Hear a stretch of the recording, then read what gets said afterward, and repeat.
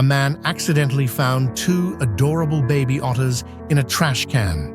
They huddled together, trembling but bravely trying to scare him away with fierce poses. When the man picked them up, they immediately clung to him, transforming into sweet little creatures. He decided to take them home, preparing nutritious meals and carefully controlling their portions by weighing them. Initially, the otters curled up in fear, but after tasting the delicious milk, they finally relaxed.